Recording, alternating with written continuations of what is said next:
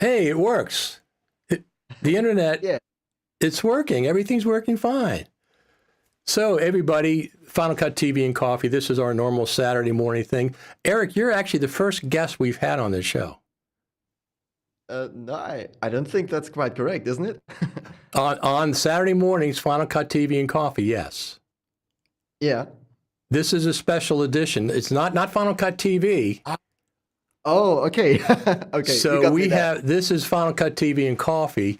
This is our Saturday morning thing, and you are the first time we've had a guest. Usually it's just me blabbering on for an hour or two, talking to all of our friends in Final Cut Pro land. But today we have Eric Lenz from Germany, all the way from Germany. Yeah, thank you And for having me. absolutely. What time is it in Germany?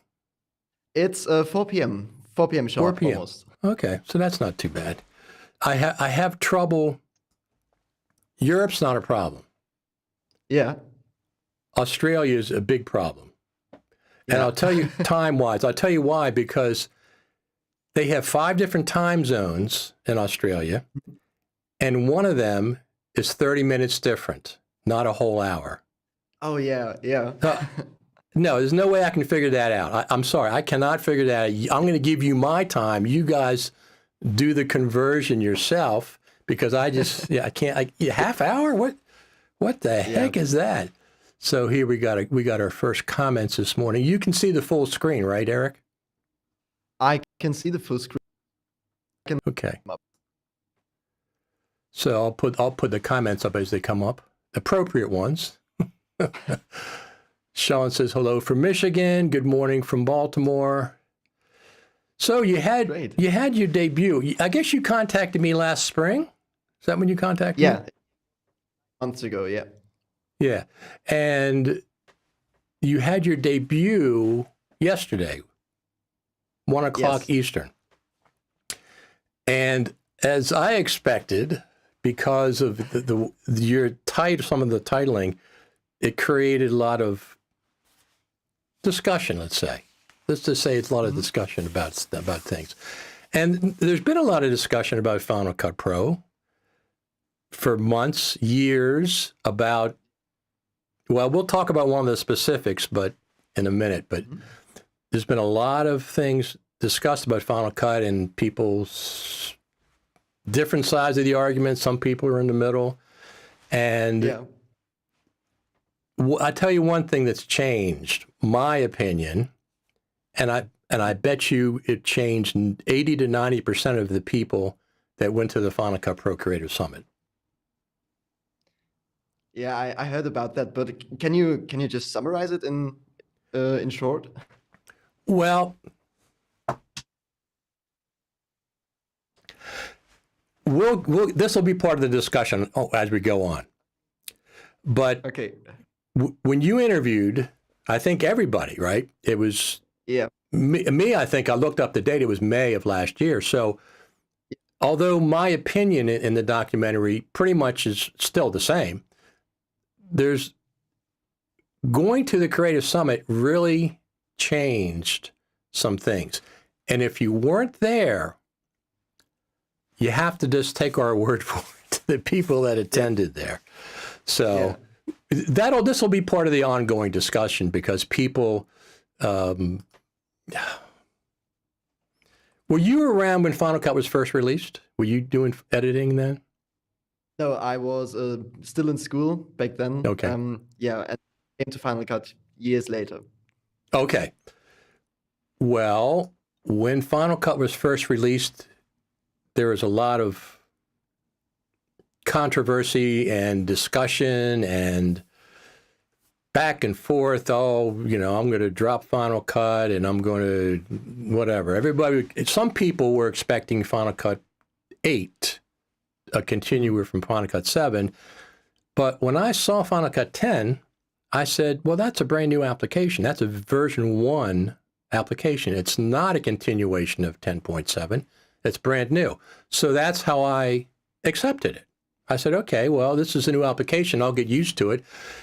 One thing it did at that point, it made everybody equal.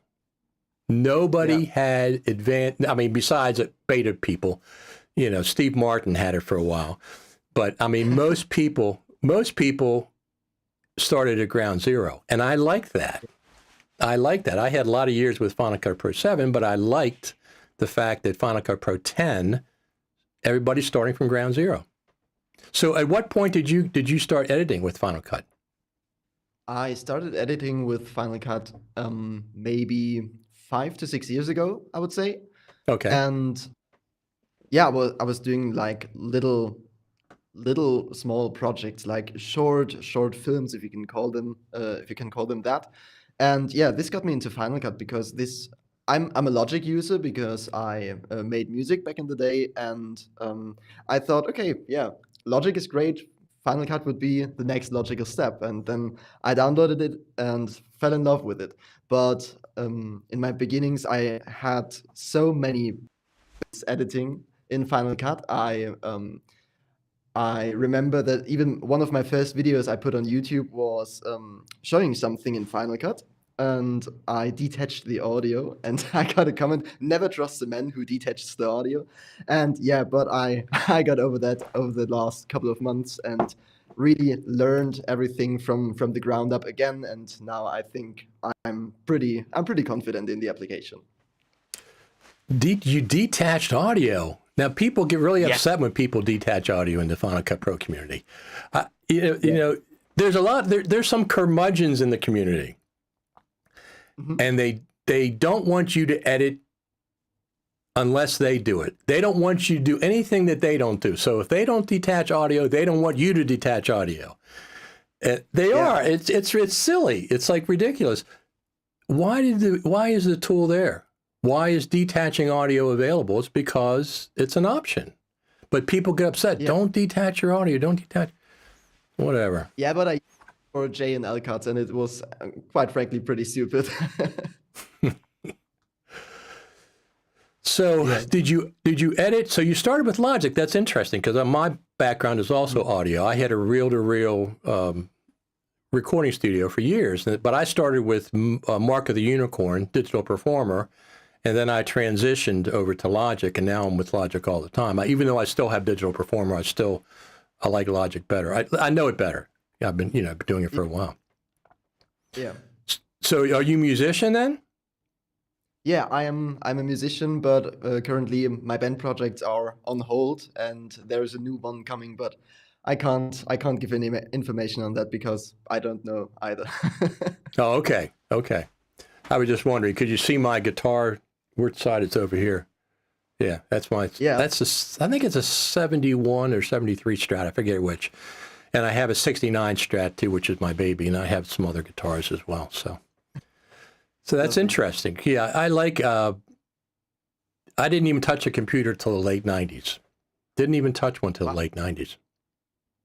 Yeah. So you had your debut last night. Let's talk about that. What's the name of it? Cutting Edge Moving Slow. And the Final Cut Pro Conundrum is the kind of subtitle I gave it. And why did you do that? Why did you name it that specifically? Well, I'm still not pretty settled with the name, but at this point I just have to go with it. During the editing process of this documentary, or this short documentary, I found that there's a mismatch in the way people perceive Final Cut. On the one hand, it's the best thing, sliced bread, and on the other hand, it's just like not getting the care that it needs. And yeah, I wanted to formulate something that encapsulates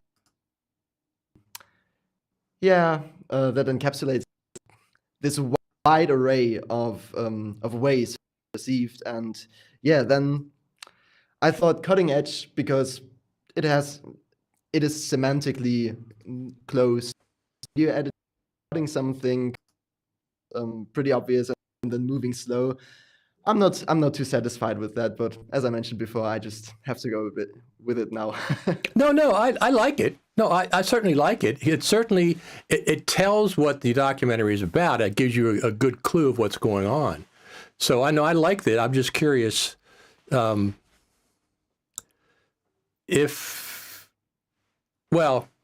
let's talk about the documentary. Then what what is the gist of it? I mean, you interviewed us, a bunch of us in the Final Cut Pro community, and you asked, we just had a discussion and you pulled clips from it.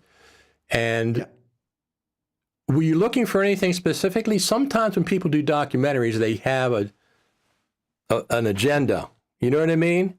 Some people. Yeah. The documentary shouldn't do that. Documentary should just document things, right? Yeah. So did you have an idea when you went in what was going to happen with?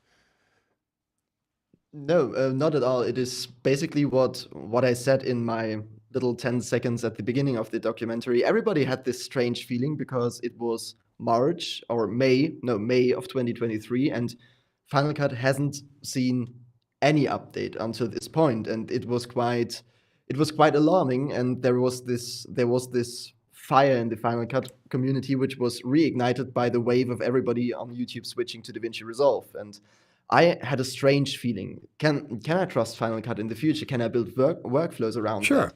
Sure. Yeah, then I thought, okay, let's see. I got some contacts, and let's let's write some emails. And yeah, this is how I got there. And then I didn't have anything specific in mind. I formulated some questions which should give me an indication of what's going on, hopefully at least. And then during the editing process, everything just came together. And when I was logging the interview clips, there was this feeling like, okay, this is pretty obvious. This should be the storyline, and this is a good climax and stuff like that. But then the more I worked with the footage, the more I realized that, okay, wait a second, you have to read between the lines what people are saying, and it's about something else entirely. And this is why the ending is this kind of heartbreaking. Spoiler alert for everybody who hasn't seen it, but the ending is kind of this heartbreaking part where all of the people involved, including you, say that the secretive nature of Apple is the root cause of all evil in that relationship. There's Apple is not a monolith, okay? Especially when it comes to Final Cut Pro. Final Cut Pro, it seems like, doesn't get to do what they want to do, the Final Cut Pro team. Mm-hmm. It seems like Apple clamps down on some of their wishes. So sometimes the blame is on the Final Cut Pro team. Sometimes it's on something else in Apple corporate that prevents things. The secretive nature, I don't know what that is. Because like I said in the documentary, Mac OS, come on, that's a big deal. iOS, all these things are non-secretive, and they have beta programs. And then Final Cut has a beta program, but it's not a public beta program, of course. So here's one thing that really kills me. People say, oh, I'm going to switch to DaVinci Resolve. I'm going to switch to DaVinci Resolve. I understand. When people say they're going to switch to Premiere, I don't understand that at all. That's just a joke. I mean, that's just a joke. But you don't have to switch, okay? If you have Final Cut, you already paid for it. It'll be there if you need it, if you want to try it out later. I use DaVinci Resolve. Have you ever used it, DaVinci Resolve? Yeah. My career brought me from photography to doing color work and learning color stuff. And I worked as a colorist on occasional projects and developed workflows in DaVinci Resolve and got to the gist of coloring there. And I know the ins and outs of DaVinci Resolve, but I cannot edit in it. I can do color stuff in it, but editing is something else entirely. I never left the color page. Now, why? Tell me why you can't edit in it. Tell me. Because some people do, lots of people do. I know, but it's a track-based editor, and I think Matthew said it best in the documentary where he quoted his friend Nick. Why, if something collides with something else on the lower track, doesn't that work out? And why do I have to move everything if I just want to move one clip? And this just this just doesn't work with me. But Logic is a track-based editor.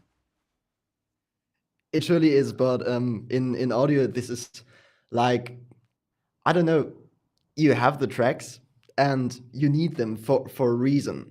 Yes. Is at least my feeling. Absolutely, absolutely. You need them for a reason.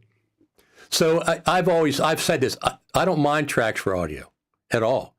I mean, coming from an audio background, I prefer, you know, my audio to be in one lane. I can turn the whole thing off easily.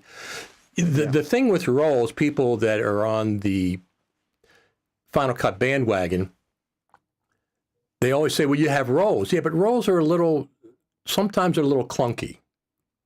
You know what I mean? They're a little bit clunky, even though they are effective, and they added more colors in 10.7. Yeah. That just a little clunky, and like the way they talk about, like I always say this. There is no master volume control in Final Cut Pro. Yeah. 12 years, and there's no master volume control, let alone a mixer. There's no way to control the entire volume of your production. So they say, well, you make a compound clip and you jump in and out of that, and you apply. It's clunky. Exactly. It's very clunky, especially if you're from an audio background, but we both are. You know, Logic. Oh, yeah, Logic. Yeah, absolutely. So I'm expecting, as I said in the documentary, I'm expecting. Well, I can say this because I'm not on the beta team. I'm not going to say where I heard this. I heard about the scrolling timeline for years, that they had a scrolling timeline in Final Cut Pro. So I knew it was there. I heard about the iPad version years before it came out. Yeah. I've also heard about the mixer, the audio mixer. They have an audio mixer in there. They just haven't released it yet. You know, so the first two were true that I heard about. Yeah. And the audio mixer, I think, probably is true too. I think they have an audio mixer. Whatever their agenda is, they will decide when they release it. So the Final Cut Pro Creative Summit is absolutely fantastic if you can get there. If you can't get there, I did 8 hours of live streaming from there. I reported from the hotel room every night, and every morning I get up and report from it. But we had 2 sessions with Final Cut Pro team. Number one, on Monday, we went to Apple Campus, and that's when they introduced to the world publicly Final Cut Pro 10.7. To us in attendance first, then it was put on Apple's webpage. So, and then we had a Q&A with the Final Cut Pro team. And I have to say, this is what I was referring to earlier. Pre-Creative Summit, my ideas about Final Cut Pro were tempered when I went to the Creative Summit. Before the Creative Summit, I'm thinking I said it depends on what they do, but the less Final Cut Pro team does with updates, the more time I'll spend with DaVinci Resolve and LumaFusion. Yeah. I use both of those, okay? It's not that I'm quitting Final Cut Pro. I've been with Final Cut Pro for 20-some years. The chance of me quitting Final Cut it's not going to happen. And as I said in the documentary, yes, if you're young, starting out, learn more than one NLE, depending on where you want to go. If you want to go to YouTube, you can kind of use anything. If you want to go to Hollywood, you got to kind of know Avid or, I guess, Premiere. But no matter what you learn as your primary, learn Final Cut Pro 10. Learn Final Cut Pro 10. This costs $299, and it's been updated for free for 13 years on June the 21st. 13 years, free updates. So definitely learn Final Cut. Yeah, and I wouldn't mind paying for 11.0 in that regard. Absolutely. Final Cut Pro team, that doesn't mean you have to do that, but if you decide to put out version 11, I don't think anybody in the pro community is going to be the least bit concerned if you have to charge again for that, but don't go to subscription only. Yeah. Do not go to subscription only like you did with the iPad version. This was brought up at the Q&A from the Final Cut Pro team. They didn't answer it. Yeah, it was one of the things that was brought up. Would Final Cut ever go to subscription only? But yeah, adding it as an option is fine if people want it, you know. But don't cram it down our throats. This is the only way you're going to get Final Cut. So one of the points, I forget who it was, you'll know, that was brought up in your documentary, which is really good, by the way. It was very successful. People are still talking about it. Was the person said, is Final Cut going to go the way of Aperture? Right? Yeah, and it felt that way last year. It truly felt that way. It did. It did. I mean, I understand people who felt that way. I'd never thought that. I mean, I've never felt that way because I said, boy, talk about a backlash. If they ever, well, besides the backlash, if they ever did that, I've known some of the people on the Final Cut Pro team, and I'm like, they're dedicated.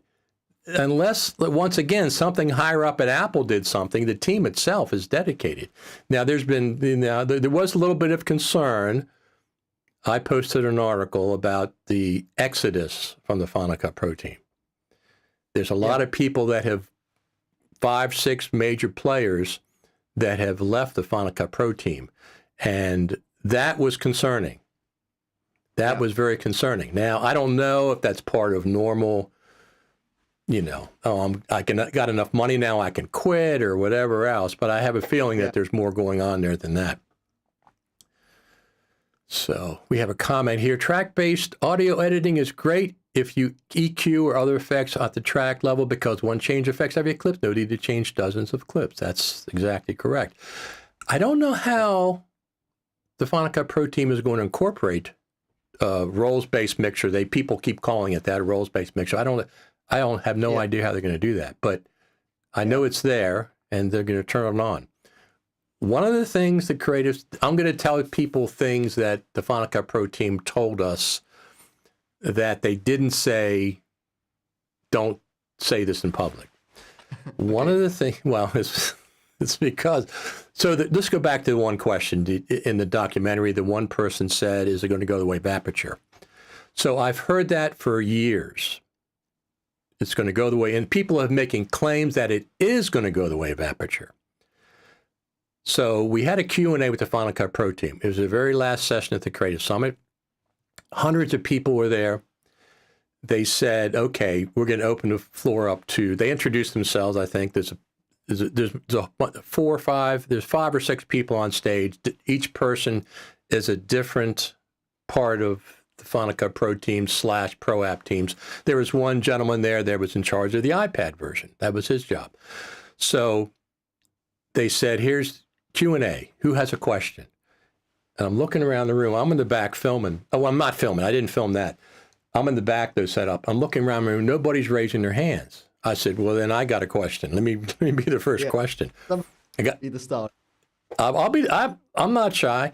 I got the microphone. I went up in the center aisle so they could see who they were talking to, not some voice in the crowd. The first thing I said was, whichever one of you is in charge of the scrolling timeline, thank you. Whoever was that incorporated the scrolling timeline, thank you. And then my question was this. I said, there's a lot of people out there in the Final Cut Pro community who are concerned that Final Cut is going to go the way of Aperture. And I've seen it over and over and over and over and over again.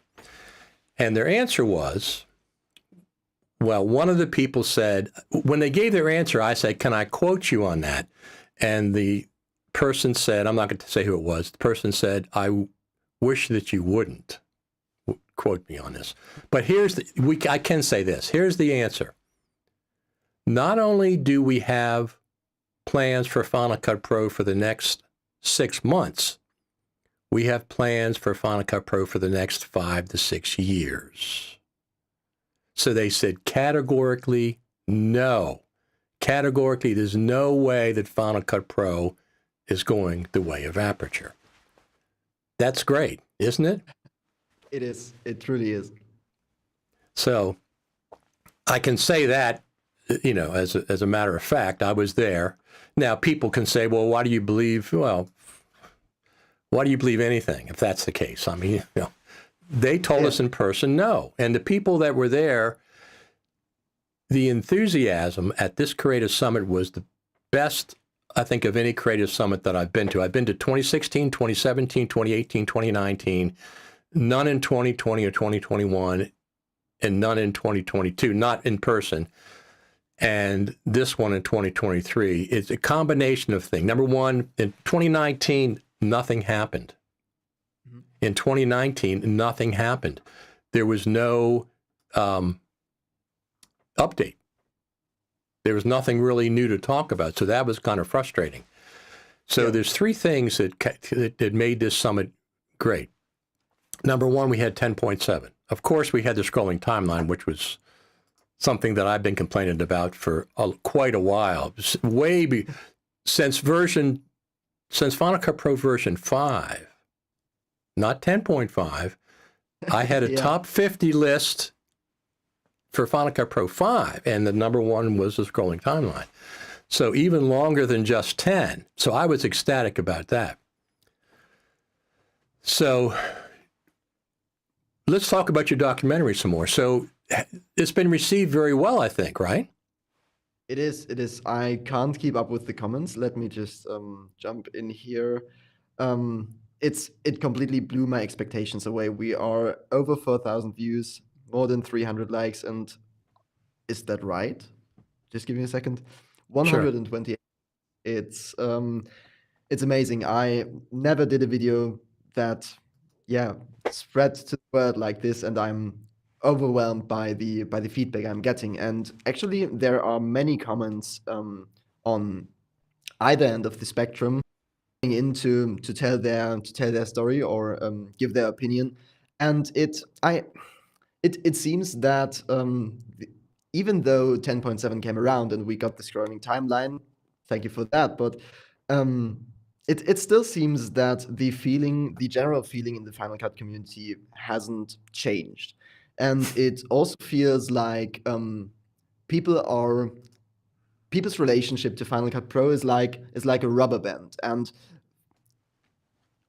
it is stretched for everybody, and it's just a question of how far it has been stretched over the last couple of months or years. And this is the feeling I'm getting. But the overall way people receive the documentary is very.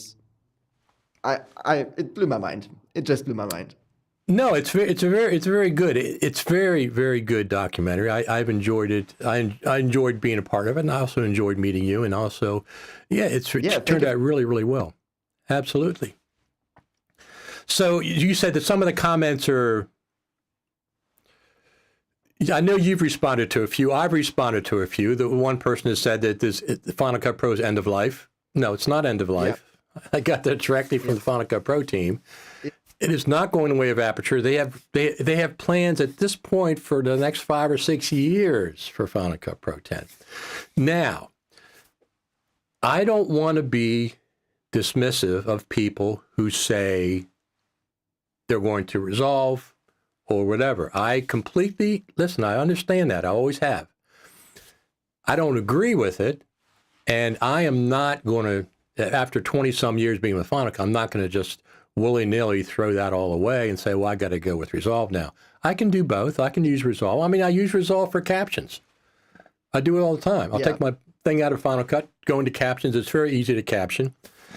So I use it for that, for example. But I also do some projects specifically to make myself learn Resolve. I'll do short projects and say, I'm not going to touch Final Cut. I'm going to do this entirely in Resolve, because Resolve is a complicated NLE. I mean, you got Fusion, you got the audio program, of course, the color, absolutely. I mean, I don't even get that involved with that, and it's like all the pro apps combined into one, which I think is a brilliant way of doing it. I don't think Final Cut could ever do that, but I love the idea of not doing XML exports in and out of, Final Cut to Logic, Motion or whatever. So I think it's a brilliant way. I'm a big fan of Grant Petty and Blackmagic for a lot of reasons, but that's just one of them. So could I use DaVinci Resolve if I had to? Absolutely. Absolutely. But I'm like you, there's too many things that there's not too many things. There's a couple of things that Final Cut really gets you, hooks you in. The magnetic timeline being one. Yeah. And there's a couple of other things that I really like about Final Cut. One thing I want to make clear to people, they say that they keep talking about the magnetic timeline. Nobody else can get that because that's Apple, intellectual property. LumaFusion has it, and they even call it the magnetic timeline. LumaFusion has it. They call it the enhanced magnetic timeline or something along those lines. However, LumaFusion's version, you can lock tracks. You can lock things so they don't move. Okay.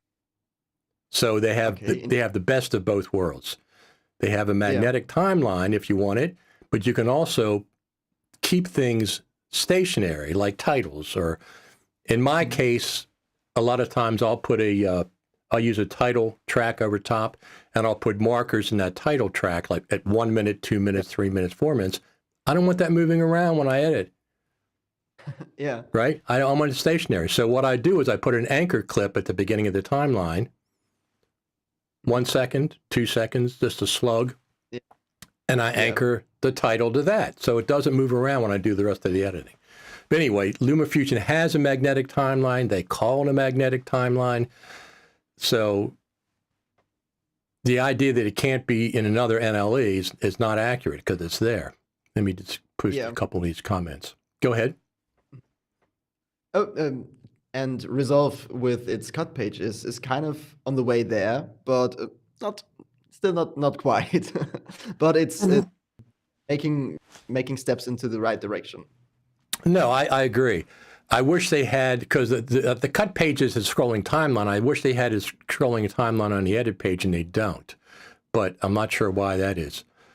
So let me just catch up a couple of these comments. They can maintain secrecy, but should provide us with something to anticipate, giving the community a sense of hope. They've done that. Mm-hmm. If you remember, in 2022, March 2022, they allowed a beta version of Final Cut Pro to be leaked on the internet. Yeah, with iJustine dupe detection. Yeah. Yes, dupe detection. I do remember. So they do allow that sometimes. In 2017 or 2018, they showed people at the Creative Summit 10.4.4. It didn't come out until December of that year. So once again, they do show us things sometimes. This is coming out. At WWDC a couple times, they've said in a future version of Final Cut Pro, X feature will be available. Well, this will be available in the future version of Final Cut Pro. They just don't do it consistently. Yeah. I absolutely agree with everybody that says they'd like to see a roadmap for Final Cut Pro. That would be phenomenal. That's going to happen. I don't think it's going to happen either. It hasn't happened after all these years. Yeah. So I agree with what everybody mentioned in the documentary about Apple needing to communicate with the Final Cut Pro community. Well, the Creative Summit is one of those things where they are directly communicating with people in the Final Cut Pro community. Now, people say, well, that's just for the people that were there. Nonsense. The people that were there can immediately post it on social media and spread the word. I did it immediately. I had 8 hours of live streaming. So the fact that we're there in person, yes, but there's been no restrictions on us ever about a future feature of Final Cut Pro. And we immediately can go out and talk about it on social media. So as soon as we know, within seconds, the rest of the world knows. So in that case, they do communicate with us. Now, the other thing I get a kick out of all the time, people say, well, send that into request. Oh, they don't listen to that. They don't They li- they they read every single piece of comment that comes into them via their portal. They read them all. That doesn't mean you're going to get a reply. People expect a reply to their stuff. They don't have time for that, but everything is read. So, for example, if they get a report of a bug, and then they get a second report of the same bug, and a third report, and a fourth report, it gets higher and higher in the hierarchy for them to take care of. But they do read everything that comes in. They're not necessarily going to respond to it, but they do read it. Have you seen any bugs in 10.7.1? Have you seen any bugs yourself? Not that I could recall. Nope. The bugs I was experiencing were because of third-party plugins I was using and weird stuff that was going on there, but nothing inside Final Cut. I could reproduce. Okay. Because there were a couple of bugs with 10.7 or something, and I expected 10.7.1, and I was hoping it would come out before Christmas vacation, and it did come out before Christmas vacation. So here's a comment. To be fair, I'm sure the team that was working on Aperture had plans for multiple years of ongoing development as well. No. Apple pre-announced that Aperture is coming to an end of life 6 months ahead of time. Okay. They said, well, they pre-announced that it was the end of life of Aperture. They announced that. Why would they make a public announcement about it and the team didn't know? Of course the team knew. And everything was rolled over into photos, whatever. They pre-announced, they said, at the end of 20 this year, Apertures, we're going to let that be end of life. So they absolutely can do that. And they wouldn't have people working on it, wasting their time working on it when they knew they were going to end of life it. Yeah. So in the end, people knows how to make money, and if they wouldn't waste resources on that like this. Exactly. Now, I'm not saying you might not have a couple months or a week. You might be surprised, but not years, not years. Yeah. But anyway, so yeah, I get that people say, well, why do you believe the Final Cut Pro team? Why do you believe anything? I mean, if you're going to take that attitude, why do you believe anything anybody tells you? They told us in person, this is what's going on. We have plans for the next 5 or 6 years. Now, I'd love to know what those plans are, but we're not going to find that out. But I think I think they could give us, I mean, some of the things that they do, like a scrolling timeline, is that a big secret? I mean, everybody else has one. Yeah, and to me, it seems like, in terms of software development, it seems like just general housekeeping. The scrolling timeline, or adding more colors, or give us the possibility to rename color adjustments and stuff like that. These aren't features, as far as my understanding goes. This is just general housekeeping, and it felt like the Final Cut has neglected this for a long, or the Final Cut Pro team has neglected this for a long time, and this is what makes people upset, because people won't believe in great new features if just basic housekeeping stuff isn't being taken care of. And I agree 100%. I agree 100%. People for years were talking about dupe detection. Dupe detection. As a matter of fact, they talked about it so much in 2019, the Final Cut Pro team says, we hear you. We hear you about dupe detection, but it still took till 2022 before it came in. It came there. So when people say, "Well, I want my feature. I want the things that I want," and you mentioned, that's funny. You mentioned more colors. You'd like to see more colors. More colors for the roles, for example, but they kind of taken care of with 10.7, I suppose. Well, do you like Logic's color palette better than Final Cut's color palette? Because Logic has a restricted one of, I think it's much better. Yeah.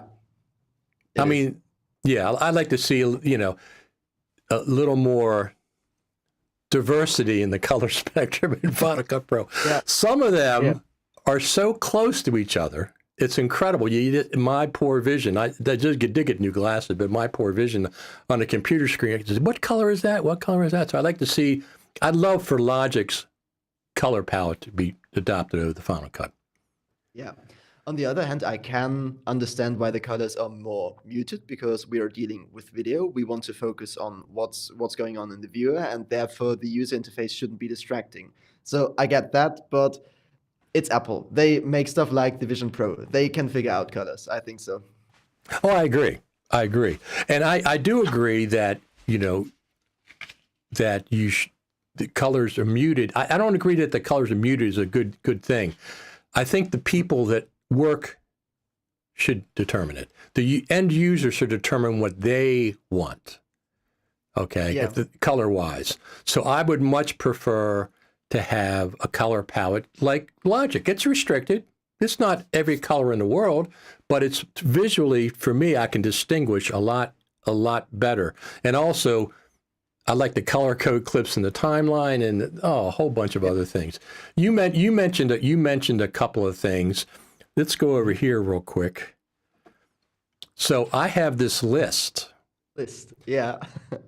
that I've had for quite a while. Let me pull you up here. Let me see, cams, and we'll put you up. There you are, and we'll put me up. There we are. So I've had this list. Like I said, I started this with 10.7. And the Final Cut people say, have the Final Cut Pro team seen your list? Yes, they've seen the list. They use it all the time for things. So at the top of my list for the longest time was the scrolling timeline. Well, finally, after 12 years, you know, they finally got it. So I left that in there because I want to, you know, it's kind of a joke. But this movie here, when Final Cut Pro 10 first came out and I saw the playhead scrolling off the screen, this movie's got like 12,000 views over the years. Because I said, what is this? Now, and the other thing is Motion has a scrolling timeline. Did you know that? I don't do enough in Motion to have noticed the timeline scrolling, so no. So anyway, Motion has one and Logic, of course, has two. I use two in Motion all the time. And then there's role-based mixture, text-based editing, project improvements, blah, blah, blah, opening compound clips in the timeline. This one kills me. 5 clicks to change the default destination in Final Cut. It takes 5 clicks. It should be one right click. Remember, right click on it here, this should be the default. So these kind of things are what we're talking about. Basic things in Final Cut that we'd like to see changed, and also basic things that have been in other. You said that you can't name the color layers, color adjustments. You can't name them. So that seems odd. One of the things the Final Cut Pro team told us. Go ahead. You can actually rename the masks. So if you apply a shape mask or a color mask, you can double click the thing there which says shape mask 1, and then you can enter a custom name, and the color adjustments should be the same way, I think, at least. Absolutely. Here's one of the things that the Final Cut Pro team told us, and I was appreciative that they were honest about this, even though I might not agree with what they said. They said, we are going to make adjustments, features to Final Cut according to our schedules. We're the only ones that really know what's going on for the next weeks, months, years. And obviously we don't, the public doesn't know, the editors don't know what's going on, but we are going to make the adjustments according to our schedule because we know what's coming up. We understand your concern that there hasn't been updates. I mean, listen, when 10.4 was out, and it took 3 years to get to 10.5, 3 years, which is way longer than normal. Normally it's 1 year. 2 years. And then when 10.5 came out, it took 3 years, and all it was Apple Silicon Native. It's the big feature. What the heck's going on here? That was a killer. But the good thing is 10.5 to 10.6 only took 1 year, which was less. Final Cut for the iPad in the meantime, so that took some resources as well. Yes. Yeah, I was actually surprised when people were saying that. I said, really? They don't have a separate iPad segment that's not pulling away from the main team? But apparently that's not the case. They did take resources.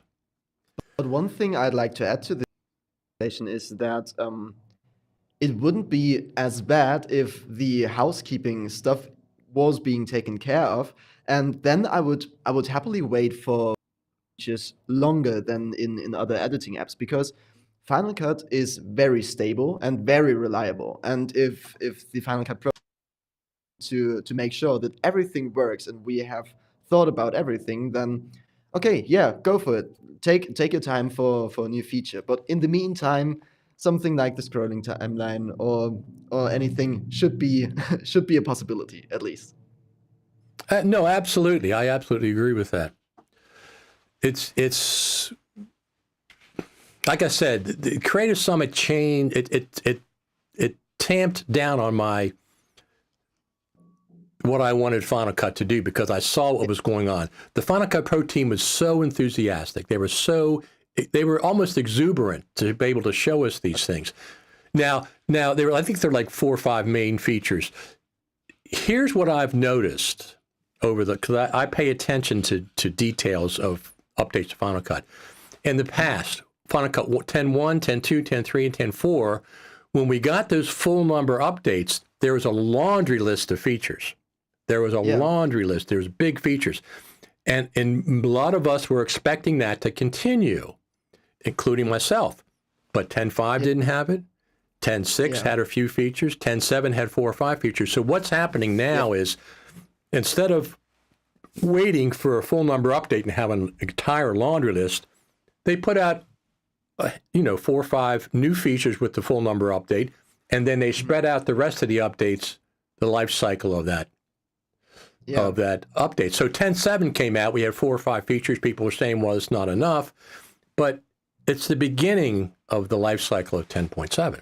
So they spread them out now.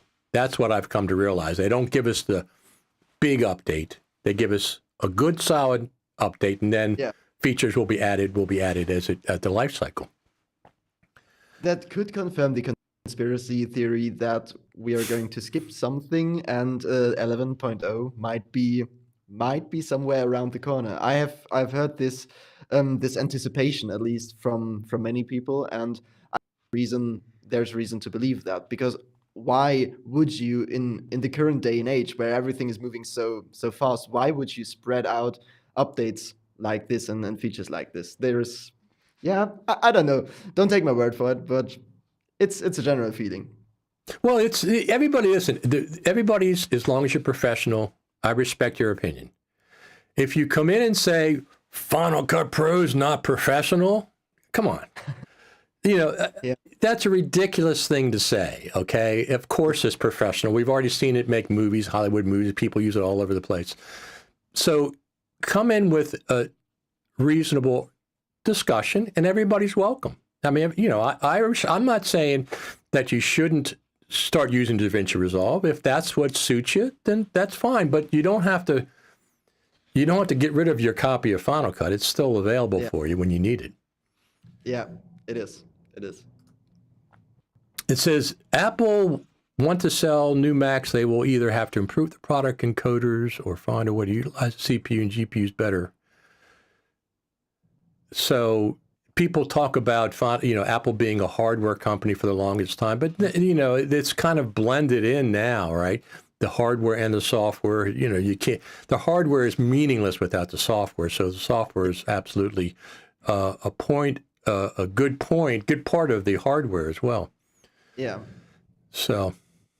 And then there's the with the neural engines in the Macs, and the first M1 Mac was sold with neural engine. If you are working in an ordinary kind of video editing workflow, these neural are basically untouched, except the new object tracker and stuff like that. But there is serious horsepower in these machines that isn't being utilized, which further develops my conspiracy theory of 11.0, but that's another thing. No, 11.0 at any point would not surprise me. Okay. Remember the classic version of Final Cut. This is before your time. It only got to 7. Yeah. It jumped from 7 to 10. Now, like I said, 10 was a brand new version. When 11's ready, when 11 comes out, I expect the exact same thing. It's not going to be a continuation of 10. It's going to be a brand new version of Final Cut whenever that comes out, whenever that's available. The thing is, though, of course, it'll have to open up Final Cut Pro 10 projects. They don't want to make that mistake like they made with classic version where you couldn't jump over from one to the other. I don't think that's going to happen. But yeah. No, I expect 11. I don't think it's a conspiracy theory. I think that I think somebody's working on that, looking at 5 or 6 years ahead. But I think it'll be a brand new app. Probably. So once again, I believe they are waiting for the release of certain features to coincide with the launch of a subscription model for the macOS version of Final Cut. A subscription model for Final Cut is fine as long as it's not the only option. Yeah. I don't care if they have it as an option, but do not cram it down our throats. That would just further, you would see, as Mike Yanovich said, you would see people with pitchforks at that point. Torches and pitchforks. Yeah, and I think it's justified because in professional workflows, it's crucial to go back to an older project. When I started being self-employed and started my business, I worked as a photographer, and after like 5 years of extreme experience and 10 years of general experience, I finally quit my Adobe subscription and went to Capture One and Affinity Photo because these pieces of software do the things I need. And the question the question has a philosophical nature, because if I don't pay for my subscription, I can't access my work. I can't access my edits. Whose work is it? Is it Adobe's or is it mine? I put in the hundreds of hours of work, and this is something I would want to avoid with Final Cut. That would truly break my heart. As you said, it could be okay, this is this subscription amount for X dollars a month, and if you want to buy it, you have to spend maybe even $1,000. But yeah, it would just be something. It used to be $1,000. It used to be $1,000 for the studio. So I agree. People, when they talk about the Adobe, I dropped Adobe years ago when they started subscription only. Once again, they crammed it down their users' throats. Adobe does not care about their users because 30%, 40% don't want the subscription. They don't listen to them. They don't care about them. They just said, no, you're going to have to do the subscription. You have to pay the rest of your life. Yeah. You have to pay the rest of your life. When you're 90 years old and you want to edit some movies you have to keep on paying. Like you said, because the app stops working if you don't give them that monthly ransom. I really object to that. Absolutely. An option, having both, that's fine. It could be expensive. I wouldn't care if there's just at least the option. But when I was switching to Capture One, I lost approximately 10,000 edited photos. Of course, I exported TIFFs, so I could work later on. But it's just, but then I thought to myself, well, rather sooner than later. Don't wait until it's 20,000. No, absolutely. So the Final Cut Pro team, that's one of the best reasons to go to the Creative Summit. Now, I understand everybody can't go. But it's like everybody can't go to a Rolling Stones concert either. Okay, you buy if you buy the ticket, it's hundreds of dollars, and you take off work, and you get a hotel, and you get transportation. You're entitled to special things that happen at the Creative Summit, being there in person. But the team has never said we're like in 2016 they released 10.3. Well, it was actually out the day before, but it was right around the Creative Summit. In 2017, they released 10.4 at the Creative Summit, worldwide debut.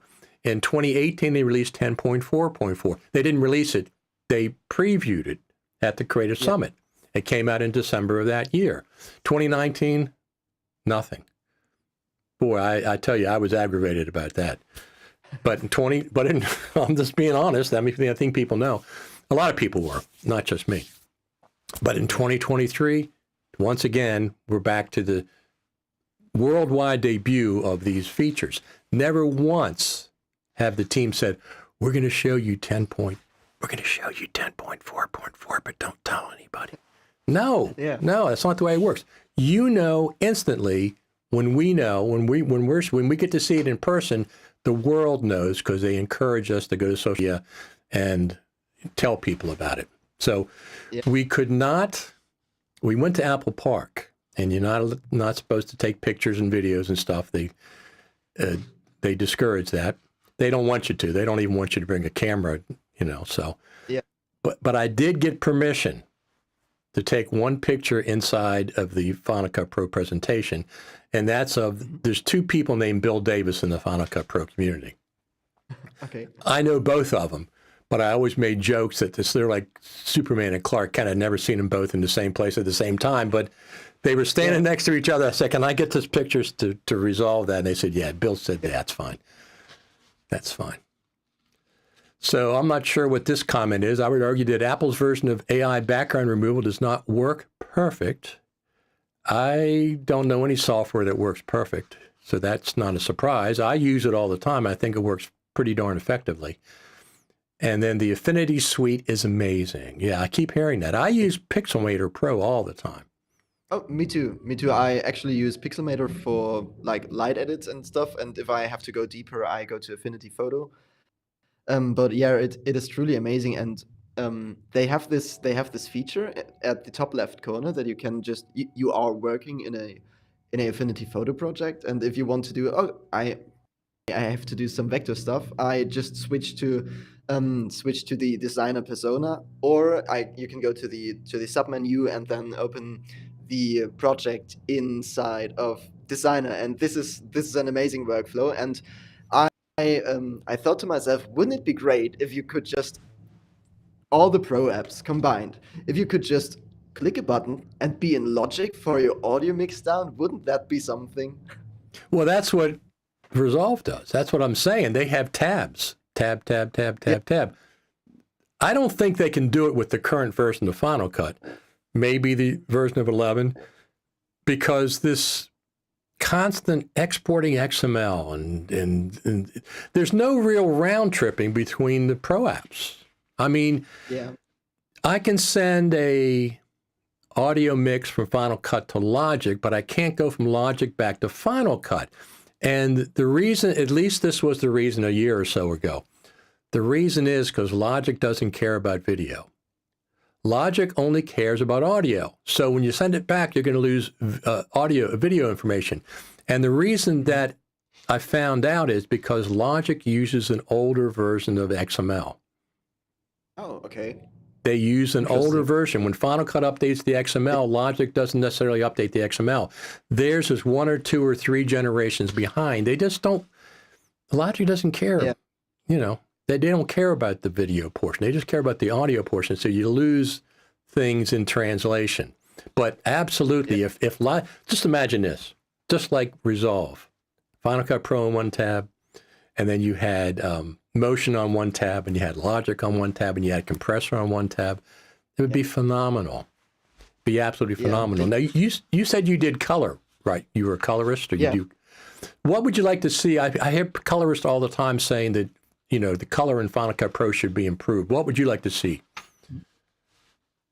Well, I think Final Cut isn't meant to be a piece of software that satisfies a colorist. But if it's just going to YouTube, it doesn't matter. And so I don't have any particular pain points, but what I would see improved is the logic behind the curves. Currently, you have the Luma curve and then the RGB curve, and at the bottom there's a checkbox which says preserve Luma, and this checkbox only logically only affects the red, green, and blue curve. But as far as my understanding goes, it should be the way that if you check this box or uncheck this box, the Luma curve should become the sum of the other curves, like Color Finale has it. Okay. And it's frustrating because if you're used to the sum curve, or the gap curve is is the appropriate term, I think, in DaVinci Resolve. The saturation, if you increase the contrast, for example, the saturation will increase as well.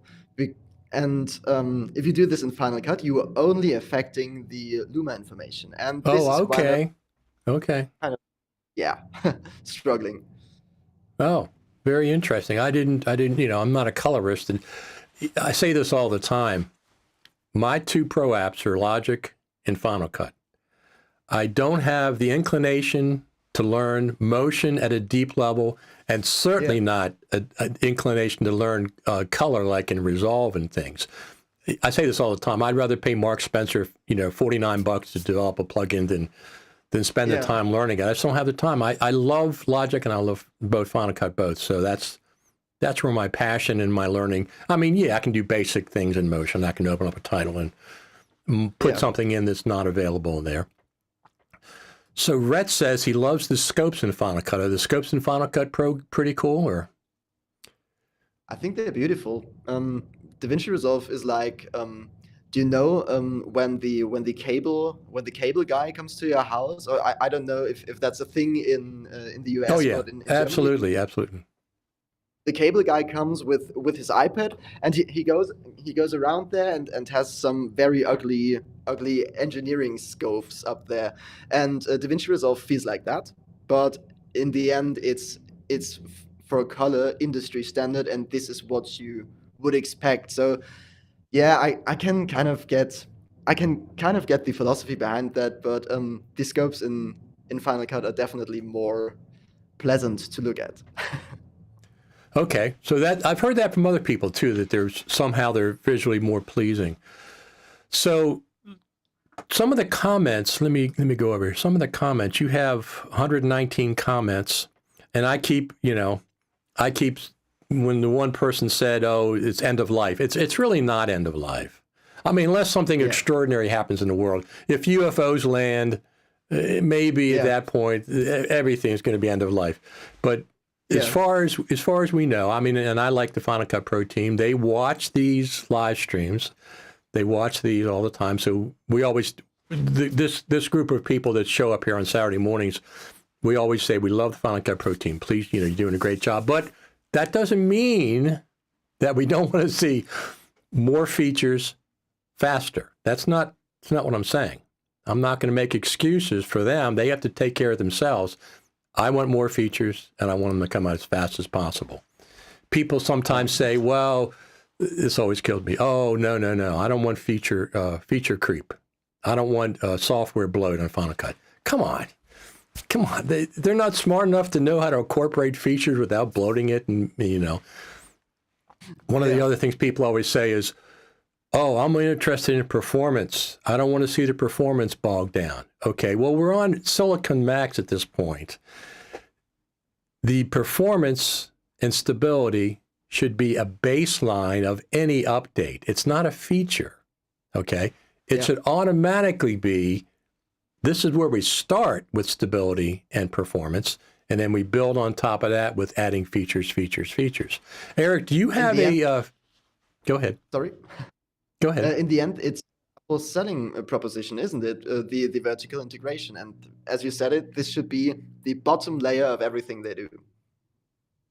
Right. It's just, of course, that's with any software.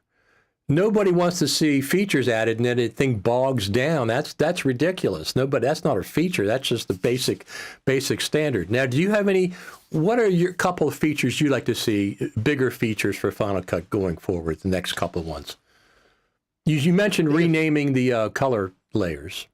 Yeah, I wouldn't consider this a big feature, but I would, for color work, it would be pretty nice to do stuff like in Color Finale that you have some sort of hierarchy regarding masks. So it pulls resources if you have to mask the same thing one time and another time just to do individual adjustments. I would like to see a mask that I can apply to multiple instances of color adjustments, for example.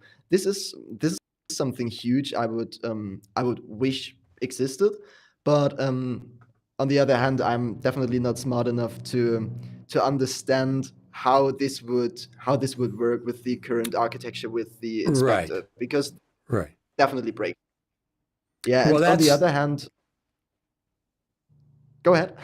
well, that's one of the things they were saying. They said we're going to update Final Cut because we know what's going on, and yes, there are a checklist of things that everybody wants, but we have to do them in a certain order, or it'll break something, and you don't know that, but we do. It's not that they said it's not that we're ignoring you, but we know best. Final Cut Pro team knows best on how this is done. I mean, and when I was going to the Creative Summit, I was quite confident that 10.7 was coming out because there's multiple reasons. Number one, it had been 2 years since 10.6, which is a barometer. Number two is they've always updated a full number update for Final Cut, not the in-between updates, but the full number updates at either an Apple event or the Creative Summit, without exception, either at an Apple event or the Creative Summit. Well, they had the Apple event, they had the iPhone event, nothing happened there other than, well, they did put an update out, but not a full number update. So it was 2 years. It's time for 10.7. I was really confident. I was pleasantly shocked when the scrolling timeline was the number one feature. I was not expecting that in 10.7. I don't know why. I was expecting text-based editing, something else more contemporary. And when they showed, we're in the room. I can describe it. Everybody's in this room at the campus, at the Apple Spaceship campus. Final Cut Pro team, 3 or 4 of them are up there in front, and they said, "Well, we're excited to show you what's coming next for Final Cut." And they put 3 or 4 icons on the screen, and I looked at the icons and I said, "Is that a scrolling timeline icon?" And it sure enough was. I was shocked. I put my hands up in the air like, hallelujah. But we haven't seen that icon. That icon is nowhere in Final Cut. There's no scrolling timeline icon in Final Cut. Maybe it was just a presentation, or maybe because people want to turn the scrolling timeline on and off, maybe it's going to appear on, above the timeline somewhere at some point where you can turn it on and off. I mean, you can do a keyboard shortcut. Right now, you can do a keyboard shortcut. It is available, but you have to go into settings and turn it on and off there. Now, the joke that I said, well, listen, I went in, as soon as I saw that, as soon as I got Final Cut 10.7, I went into the settings and I super glued that setting on. So the scrolling timeline, it put some super glue on my screen and super glued it so it never gets turned off. But I can see, people, you want the ability to turn it off, and that's why it's available. So it's the same as motion. Motion's the same thing. You go to settings, you turn it on, you turn it off. They don't call it a scrolling timeline. They call it a stationary timeline or something like that. I forget what it is. Yeah.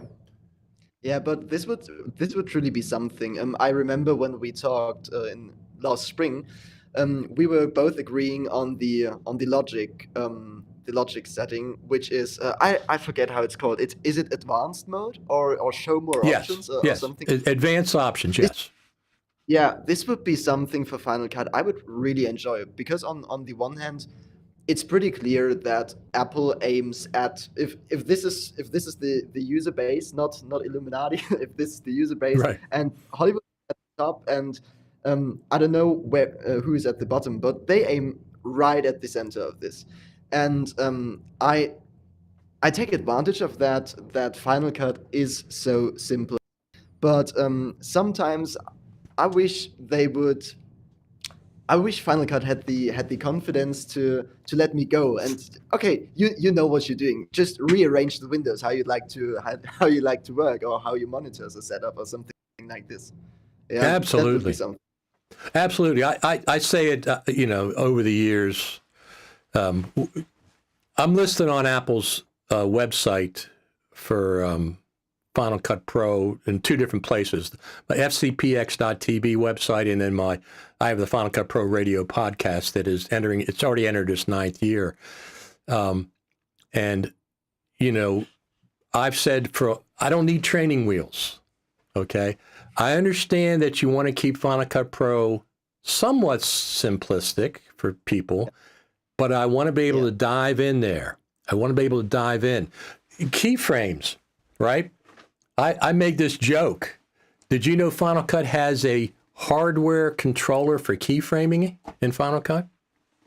Yeah, right here. Right here.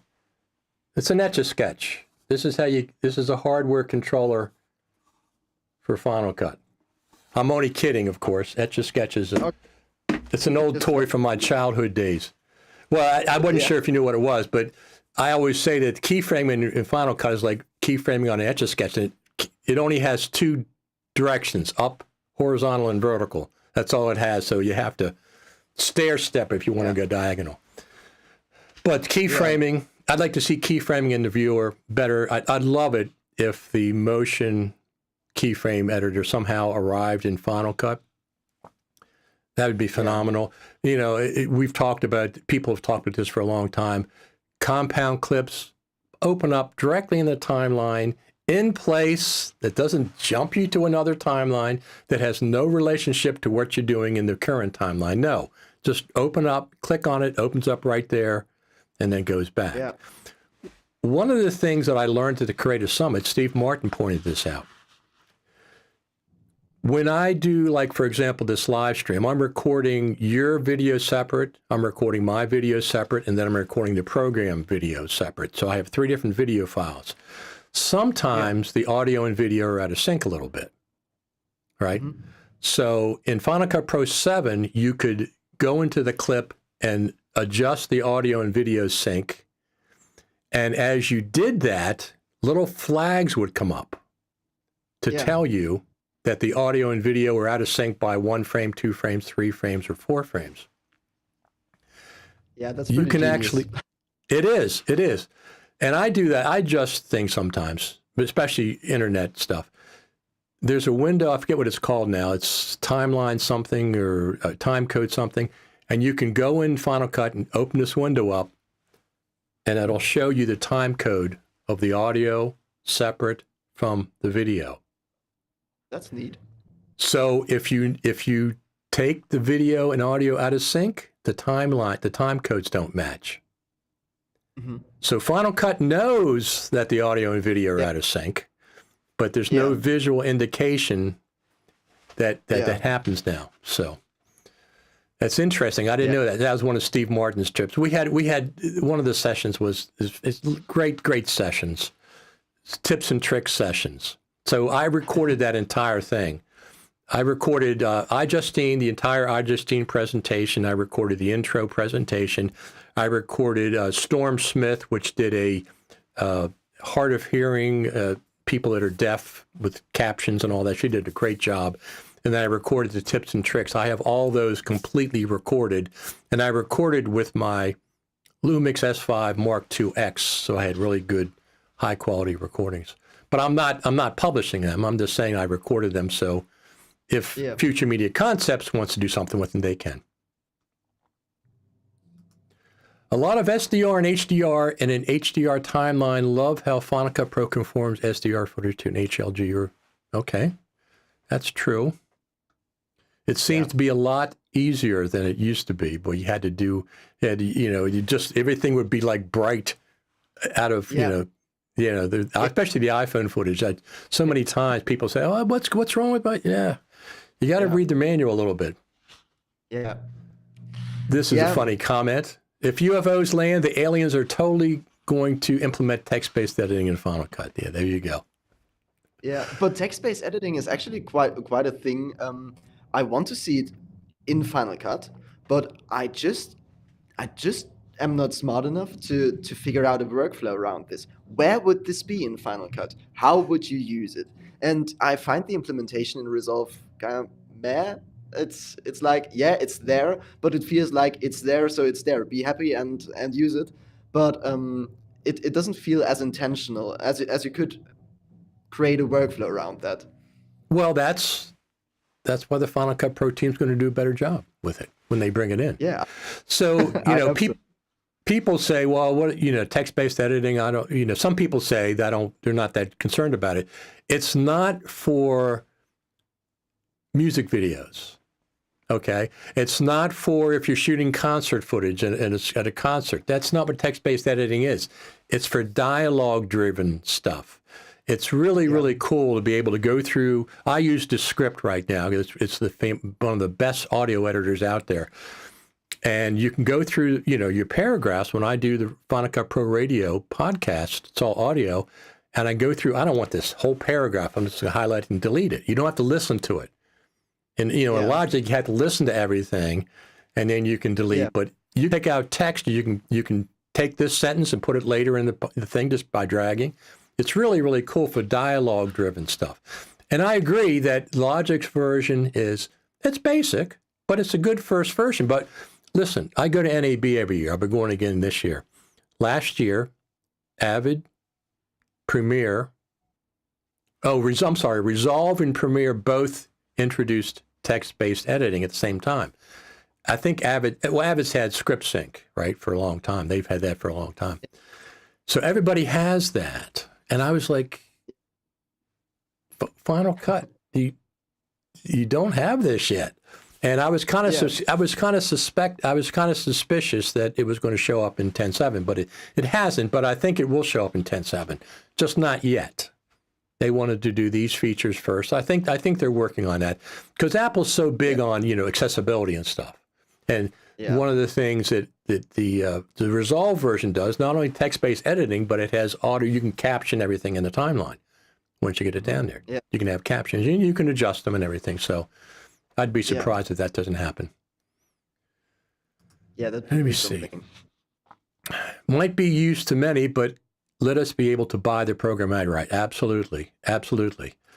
Thanks for the show. Thanks for your documentary. I know you. It's. How many hours did you put in that? It's a lot of hours, right? Besides the interviews themselves. I think the kind of hot part were the last 3 weeks, and pretty much every day. So I don't know. In the final edit, I'm pretty poor with estimating time because I always get in the flow and then right. I'm just curious if. Sorry. I was just curious if you kept track of any kind of. I know how much that stuff takes. But it should be something like 200 to 400 hours, including logging the footage, because I was sitting of a pile of footage of approximately 13 hours or so. Yeah. Okay. Yeah, that's a good bit of hours. Absolutely. Yeah. So I don't know if you know this or not, but that you know Bradley Olson's Off the Tracks documentary. Yeah, I watched it, and it's actually linked in the video description. Yes. Because it's definitely watch. Yeah, I was a co-editor on that. I worked with Bradley on that back in the day. A great film. He came on the Final Cut Pro Radio show one time. This is how we got introduced. I interviewed him for the Final Cut Pro Radio podcast, and I just said, "Hey, if you need," this is when he was just starting. I said, "If you need help with editing that, let me know, and I'll give you a hand." And after the podcast, he messaged me, "Were you serious about that?" And I said, "Yeah, I was. I wasn't, So we worked over a period of, for a couple years and worked on that. And we worked obviously remotely. He's in Utah and I'm on the East Coast of the USA. Yeah. But we had a good time doing that. So. Yeah, for sure. And it turned out so well. I think I watched it twice or 3 times in preparation of putting my little documentary together. And actually the way you edited this gave me the courage to go through with the delete key and just get rid of stuff, because in the end there are so many great takes to leave out, but in the end it should be something that is worth a watch. And at the cost of complexity, I decided to go a little bit more fast-paced route, like Off the Tracks, because I think an individual clip in Off the Tracks doesn't last any longer than 20 seconds max, and it's a great length for following the plot. No, absolutely. I agree. I like, I liked Bradley's version of Off the Tracks, and I liked your documentary as well. It's good to have these conversations, right? It's Yeah, good to it have these is. conversations. So, one of the things on the Apple website, like I said, I'm on there for Final Cut TV, the website, and also for the podcast.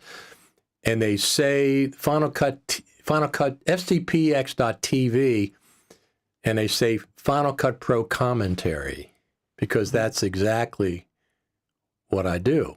I have commentary about Final Cut Pro. It's been ongoing for like these Final Cut Pro, Final Cut TV and Coffees. This is number 49.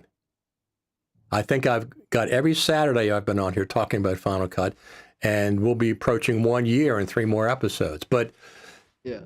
in the summertime, there's nothing to talk about. I mean, what? It's no Final Cut Pro news, but I still find, just come on and let's talk about it. Let's have the community come on and we'll just talk about it. So Yeah. I enjoy it. Community. Yeah. Yeah. No, I agree. The Final Cut community, I'm not a part of, I belong to a couple of DaVinci Resolve Facebook groups and things, and I follow some people on Twitter, X, back and forth, and watch tutorials. I just must say this, the Final Cut, the DaVinci Resolve has the best online training and some of the best, phenomenal, all their manuals and everything. Final Cut's no slouch. Final Cut has really, really good, their manual is 1,200 pages right now, I think it is. But Final Cut Pro 7 was 2,400. And I think DaVinci, somebody said DaVinci Resolve is like 4,500 pages. Of course, it's all the different applications and stuff. But DaVinci Resolve has online training, which Apple does not have. They have free online training. Yeah.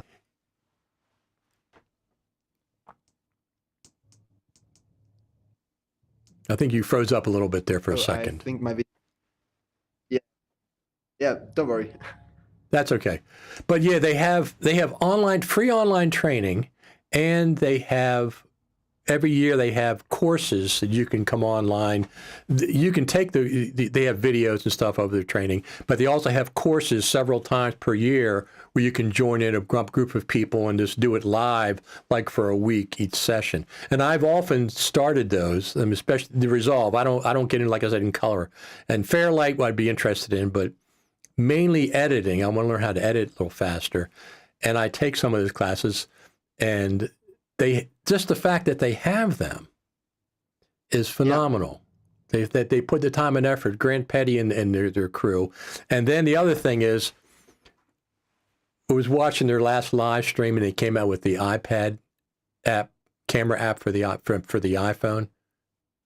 And I'm watching it. Brad Olson and I were texting back and forth during the presentation. And then they said, we have a camera app for the iPhone. And it's very advanced, and it has a lot of great features. And I'm thinking, I hope this is not a subscription. I hope it's not a subscription. And it was free. It's free. And they've updated it 2 or 3 times since then. It's a really, really, it's my go-to camera app now. It's really, really good for I have the iPhone 15 Pro Max. This is like my main camera. This and my Lumix, but I don't need anything else at this point. This thing's always with me.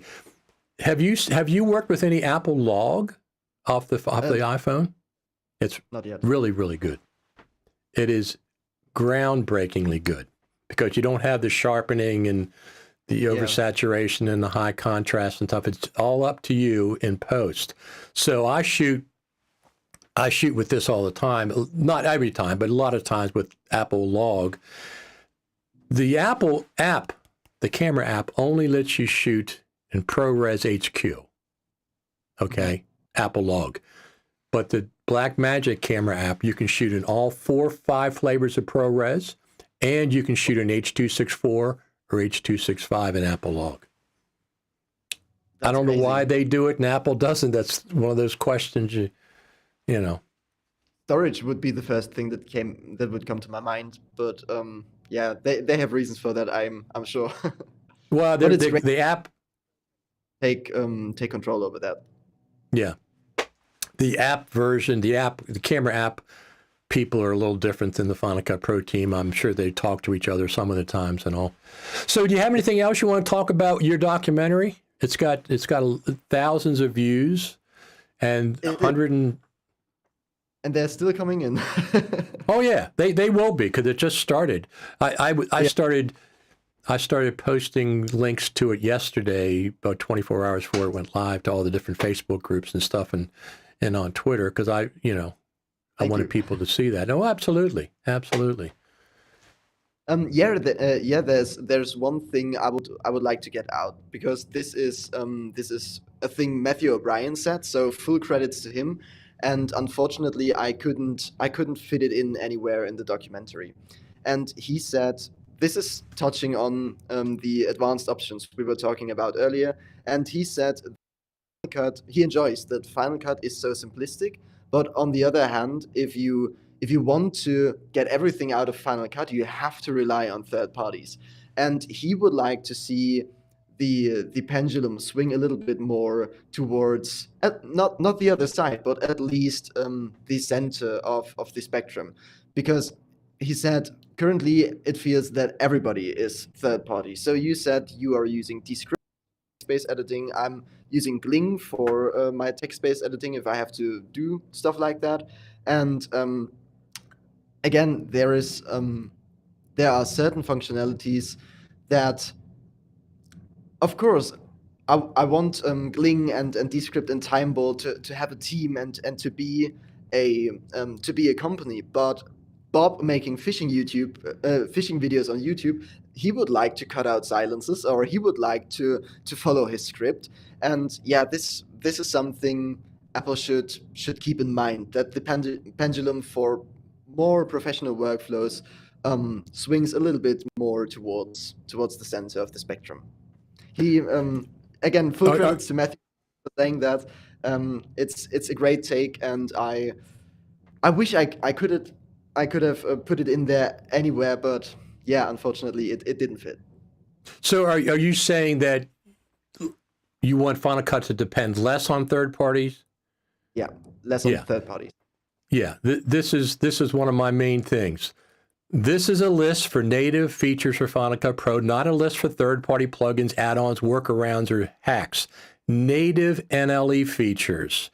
I don't want a skeletal Final Cut Pro that needs 100 helper apps to be considered professional or fully functional. Yeah, I've been saying that for years. I mean, people say, oh, it's got this thing. How many times over the years? I mean, I'm known as Mr. Scrolling Timeline, okay? People know that I've been harping about that for you. And they kept saying, oh, you have the scrolling timeline in Chris Hawking's thing. I said, that's not what I want. It's not. Yeah.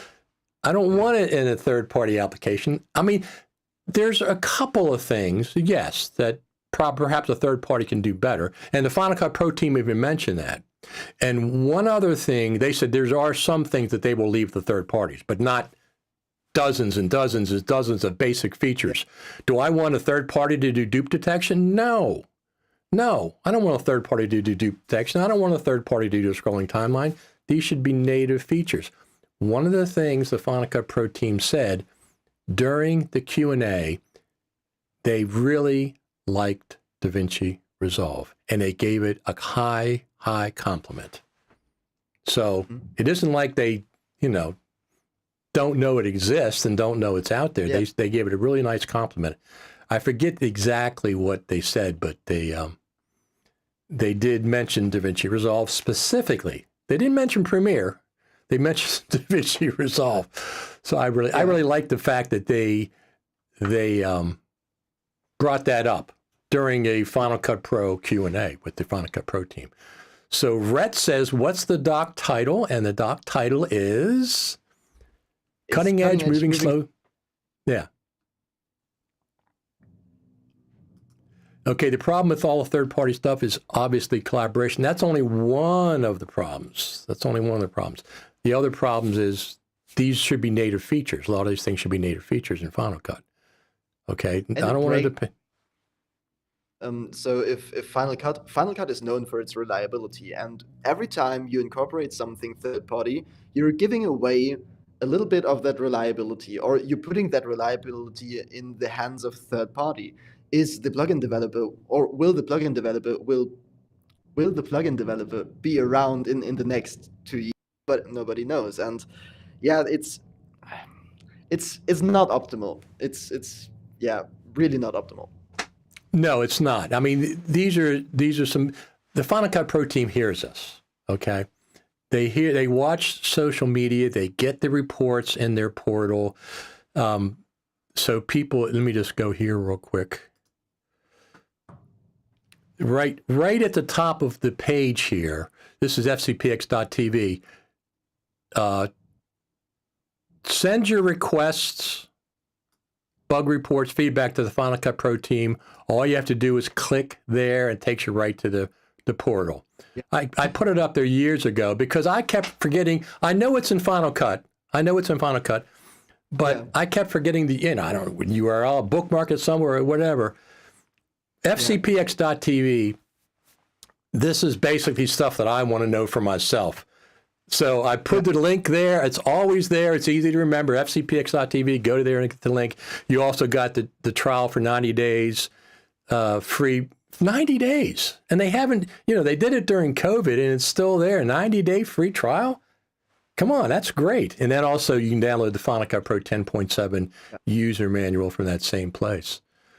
Yeah. So I think it makes sense to have 90 days because if you want to really learn it and if it's not your main, you have to do it on the weekends or something like this. I think 90 days is a solid bookmark for that. No, it absolutely is. It's definitely a positive for the Final Cut Pro team. Or Apple, whoever decides that, to 90 days is really, really good deal. And so a couple of other things I'd like to see in Final Cut while we're talking about Final Cut. Mm-hmm. I don't know how many times over the last 13 years, every time when I set up a new project, I have to go all the way to the right and adjust the thumbnail size view because I have a certain preference, and also the waveform, how size I want that. Why can't Final Cut remember that for me? Why can't there be a setting that says, save this as my default layout? Because every time. Here's what? Or be part of the saved workspace. If you save your workspace, that things are saved as well. Yeah. When I go to, save this as default. It's one of my things on my top 100 list. Save this setting as a default. There's so much empty space at the top of the Final Cut Pro timeline, right? There's so much empty space up there. Let us put a couple custom things up there. Let us choose, a scrolling timeline here, or whatever. It's empty. It's completely empty. It's not being used. Just let us do that. There's so many things. I mean, obviously, there's so many different things there. The other thing is LumaFusion has this new multicam editor that's really, really cool. One of the things they have is, besides, I think it's 6 tracks. It's 4 or 6 tracks of video. I think it's 6. They have a special lane that's for audio only, like a music bed, that doesn't get cut. Okay. All the video tracks get cut when you make a switch, but that one audio lane is untouched when you're editing in the multicam. Because how many times people are saying when they apply effects to the multicam in Final Cut and you make a cut, it makes a click. People have been complaining that for a long time, so that's no good. That doesn't work. Yeah, I'm trying to think about it, but if you expand the I'm losing the word. Multicam clip. Not that the in the timeline you can control S or show audio. Yeah. If you the audio lanes, it will even if you have set the multicam clip to only cut the video, the cut will still be in the audio. You're right. I have never thought about that. Well, I've heard people that just aggravated that the cut's there, plus it creates clicks if you apply, from what people say, it'll create a click if you apply effect to the audio at the cut point. So, Yeah, there's no reason to cut the audio unless you cut the audio. When you cut the Yeah, video, it shouldn't be cutting the audio as well. So, yeah, but yeah. LumaFusion has a dedicated track for audio, which is not touched. And mostly for music beds and stuff. You don't want that to be cutting every time. Yeah. Even if it doesn't do anything, it's just the visual of looking for that. So, have you ever gone to a creator summit? Have you ever come from Unfortunately, Germany? I never had the chance to go to the US in general, but I will probably do that. And currently, I'm getting all the client stuff done, so I can focus on my Final Cut plugins and my YouTube stuff. And hopefully, I will be able to come to the US and especially to create a summit or something like NAB. NAB's coming up for 90 days. I'm already registered. I'm already ready to go for that. And and I hope there's some Final Cut Pro activity this year because there was nothing last year. Zero. So, again, Final Cut people say, well, Apple hasn't been there for 10 years. No, it's wrong. Final Cut Pro team has been there in 2017, 2018, and 2019. Just And they with their had names. they what?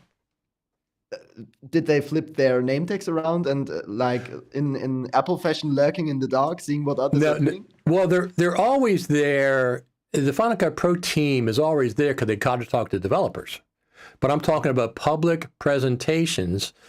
In 2017, they announced 2 million. They had a presentation by the Final Cut Pro team. They had different users presented different films they were working on in the convention center. Okay, they had a room in the convention center. They had a presentation for free. In 2018, they did exactly the same. They announced 2.5 million Final Cut Pro seats. This is 2018. In 2019, they had somebody from the Final Cut Pro team on the Faster Together stage as part of her presentation. She identified herself. I'm on the Final Cut Pro team. Here's whatever you're working on or something. And then there was nothing. Well, of course, 2020, 2021 were a bust, but there was nothing the last 2 years from the Final Cut Pro team, 2022 and 2023. There's nothing. So I'm hoping maybe something this year, maybe with Vision Pro. I don't know. Are you interested in those Vision Pro, the goggles? I think it's like an iPhone moment where the iPhone, when it came out, was pretty bare bones, and the App Store and third parties made it what it is today. I think Vision Pro will be something like that, but currently I cannot see any use case. Hi, Raphael. Currently, I cannot see any use case in my workflows because for other stuff, I rely on reference monitors, and there's no way that Vision Pro could deliver that. Right. And other than that, I think it's not. I would describe myself as a little bit techie, but in this regard, I'm on the side of the mass adopters. When there's something that really is captivating and really brings me into that ecosystem, then I would try it out. But as of now, I couldn't see how it would benefit my life in any way. I agree, although the closer I get to the release, the more excited I get about it. Now, I'm not going to be editing with it at any time in the future, but I find myself strangely attracted to it the closer it gets to release time. I didn't buy the first iPhone. I didn't buy the iPhone to maybe the third or fourth generation, even though I wanted it. I resisted. But I'm not going to get the first generation, and I'm not planning on getting even the second generation. At some point, yes, but like right now, if you had the goggles on, and I'm not doing a call, I'm not going to have you on the show. You got to take them off. I'm not going to be talking to somebody with you. If you have those on, I've seen somebody. One of the ads they have is somebody doing a Zoom call with them. I want to see your eyes. I want to when I'm talking to you. I want to see your eyes. I agree with that. And something else like blowing up a screen in your living room. That's all good and well, but I do live with my girlfriend? What if we want to watch a movie together? This is something that, yeah, I think people will figure it out sooner or later, and Right. especially when a goggles doesn't cost 4 grand anymore, then yeah. Absolutely. So the good point about the Vision Pro, I was thinking, well, if I got those, what would I use them for? And I'm thinking, oh, I'd watch movies on them. And then I think, okay, well, my girlfriend has to have a pair. And then Yeah. we're going to turn and look at each other through goggles when we want to make a comment or something. That's too weird. I'm sorry, that's just too weird. When the system gets to the real way that Minority Report did, no goggles, it's just up there in a 3-dimension space somehow, and you manipulate it. That would be very, very cool. No idea how they do that, Yeah. but you got to, I can see the use for them. Like if you're in your own studio and you just by yourself, but talking to people with them on is really weird to me. It's very, very strange. So, but I expect them, like most things Apple, people criticized the iPad when it came out. I remember very specifically, oh, what's the iPad? Blah, blah, blah. The iPhone when it came out. Yeah, exactly. Let me see. So Vision Pro will take some time to develop and grow. Will it replace all monitors? Maybe one day when they are as nice as TV glasses. What does that mean? I'm not even sure. I got a new pair of glasses. Where is Eric chatting? And he's chatting from Germany. Yeah. Which is a good time zone for me. I know you guys are ahead of us, but not 2 hour. I mean, not too many hours. Yeah, it's doable. Absolutely. So I've been to Europe multiple times. I've been to France. I've been to England a bunch of times. Never been to Germany, though. I'd like to go back again. You come over, give me a call, and we can figure something out. Leipzig Absolutely. is a great city. Actually, I think you should rather visit Leipzig than going to Berlin. But that's just my opinion. Now, are you a coffee drinker? Yes, I am, but not in the afternoon anymore. Oh, okay. There you go. Yeah, I drink 2 cups, sometimes 3, but usually I like the 3rd cup closer to noon. That would be the latest I would drink it. Yeah. But so I am going to NAB. When I go to NAB, when I go to the Creative Summit, coffee is so important to me. I take my own coffee setup, and I make. I'll tell you why. I make coffee in the room. I have a stainless steel pour over kettle, and I have an AeroPress, and I grind coffee before I go, put it in my bags, and I get up in the morning because when I get up, I don't want to have to get dressed and shower and then go get coffee. I want before I do that. I want coffee and I don't want that coffee that they have in the rooms. That's not real coffee. For sure. I know that sometimes in the summer I ask myself, can I just grab my cup of coffee and walk the dog in my house coat? I don't know the appropriate term for that, but in my house coat, can I swing that in the city? Right. Yeah. No, that's my whole suitcase. I have camera gear. I have a monopod that fits diagonally in my suitcase. It just barely fits in there. With that, I take the feet off and I get it to push it in there. It goes across, and I have my coffee set up, and I have if I sometime I take the Lumix S5 Mark IIX, but not to NAB. I don't need it at NAB. Everything's plenty well lit. But at the Creative Summit, I'm used to the classrooms being dark, so I brought it this time, and it worked out very, very well. So I like another comment here. I love the stories about how Apple is controlling the photos that journalists are allowed to use when reviewing Vision Pro to make sure the battery pack is hidden in all photos. The Vision Pro is different. The Vision Pro, they're keeping very, very tight control on that thing until it gets out to the public. Here's coffee toast to you and Eric. Absolutely, Eric. It's everybody likes your documentary. Discussions on both sides. Yeah. The discussions are, which is what it's for, right? Of course. Yeah.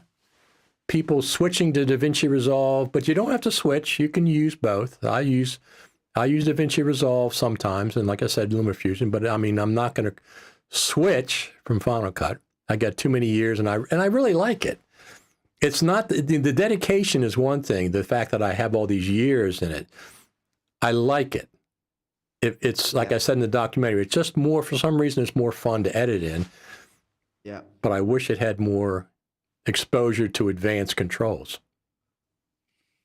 Of course it does, but on the other hand, because it is so simplistic, I can really focus on the story, and that is something you don't hear carpenters argue about hammers, and in the end, it's the story that counts. Which scene comes after what scene, and this is editing, this is storytelling, and in the end, it's not the application that makes you professional, but the result you're producing or the person operating the application. So you mentioned that you make plugins. Tell me about those. Yeah, I'm the guy behind the Lightroom controls for Final Cut. This is a name I will sunset pretty soon. So don't worry, the plugins are going on, but under another name, because I switched away from Lightroom, and I don't want to give Adobe any more credit. And but yeah, these are my plugins, and actually I made kind of the majority of my living off of them for the last couple of years. I launched them in 2021. And yeah, there's a big update around the corner. I want to ensure that they really work in complex workflows, and that cross-version compatibility is something that is being taken care of. And I know they have been in a messy state, but yeah, I'm not a developer. I do all this stuff in Motion, and yeah, I hope that these updates that are in the pipe will do something for everybody. That is my hope. Yeah. Excellent. Very, very cool. Yeah, I know a couple of app developers. I know Chris Hawking. I've known him for years. He does amazing. I told him I saw him at the Creative Summit the first time he's been there. And I said, Chris, I'm hearing from all the other app developers. Can you leave something for them to develop? Because you're just developing everything across the board. Every time I turn around, it's a new plugin that you're doing, whatever. So it's just, leave something for somebody else to do. Yeah, but on the other hand, he has a lot of experience, and the stuff he's working on and the way he's doing things is really thought through, and this is, yeah, his experience shines through, and this is something I have to figure out for myself. So if anybody has compatibility issues with my plugins, I'm very sorry about that, and I will work on that, and the next update will solve that. Absolutely. Absolutely. So anything else we want to finish up with? We've been on for an hour and a half. How long we've been on for? Almost 2 hours. 2 hours. Yeah. That's good. That's what we normally do here in Final Cut TV and Coffee. I started this. I started this almost a year ago, and I didn't think I was going to do every Saturday. I ended up doing every Saturday. Like I said, in the summertime, boy, it's like a dead zone. It's like no Final Cut Pro news. It's like, oh my God. Same with doing the podcast, the Final Cut Pro Radio podcast. I got to think of something. I got to talk about something. And during the summer, when nothing's going on, it's like, what? Yeah. But we still get together. People come on here and we just talk. Anything Final Cut Pro related, I'll try to accumulate it into a list and stuff. That's great. And it's service for the community you're doing. So thank you for having me, and thank you for doing this for so long. Absolutely. Well, thank you for coming on. Final Cut Pro Radio's we started our 9th year in January. The very first person that I had on was Sam Messman, who I saw at the Creative Summit. He was there, but he wasn't doing any presentations. And I got to meet new people. Jen Jager, one of the younger people. I know Dylan Bates, the Final Cut Pro, because I've met him 2 years ago at NAB. I was leaving the convention center, and him and the two Dylans, two Final Cut Pro Dylans, Dylan Johns and Dylan Bates. They stopped me and said, "Hey, Richard Taylor, we know you, watch you online and everything." Then I met him at that point, so I knew the Final Cut Bro. I did not know Jen. I met her there. She was very nice. Introduced herself. I was having dinner one day at the hotel, just a casual area, and she came over and introduced herself. But before that, I was filming people in Apple Log, right? Apple ProRes Log. And I'd stop them and say, "I'm filming you in Apple ProRes Log. Is this the first time?" And she goes, "It was the first time. It is the first time I've been filmed." And I said, "Well, there you go." So very, very friendly group of people. And also the people that put that on, besides the Final Cut Pro team and Apple, Future Media Concepts. Fantastic, fantastic. If it wasn't for them, this wouldn't happen. That's a lot of work putting this on. Can you imagine trying to schedule something dealing with Apple? How complicated that would be? Like, I think, well, yeah. Like right now, so this last time we usually were at the Juniper Hotel. That should be booked now. If you're going to go to the Juniper Hotel next year, but Apple probably can't commit to any dates at this point. You have to wait till June, July, August, and then you kind of get what you get. So, I mean, I can't imagine how complex it would be trying to deal with Apple. I mean, just going to the Spaceship Campus, for example. I call it the Spaceship Campus. It's Apple Park. But it's just like I call these goggles. I mean, to me, they're goggles, Vision Pro, whatever. To me, there's goggles. It's spaceship. It looks like a spaceship. Yeah. Thanks for the show, Richard. First time watching. We'll be back. Thank you for Eric for the great documentary. Very, very well done. And yeah, you can still watch it. It was live yesterday, but of course you go back and watch it. Leave comments. There's comments that have been there all the time. Yeah. Back and forth, back and forth. Back and forth. Thank you very much to everybody being here and watching the documentary. This was a fantastic project for me. I got to know so many great people, and the comments, the reactions from people are just still overwhelming, and I can't quite wrap my head around that I have the privilege to do something like this in this very early stage of my career, if you want to call it like that. If you want to call it that. And yeah, thank you, everybody, so much. I'm very appreciative. Absolutely. Thank you, Eric. We're going to go ahead and finish up. You have anything else to say for the final comment? Do you have anything to say? Final comment? Nothing at the top of my head, no. Okay. Well, go watch the documentary. I'll put the link up in the in this live video. We're on Facebook and YouTube and X, but all three. So we'll put it up there like I did yesterday. And Eric, I'll talk to you again. Thanks for tuning in. Thank you. Speak soon. Bye-bye. Bye.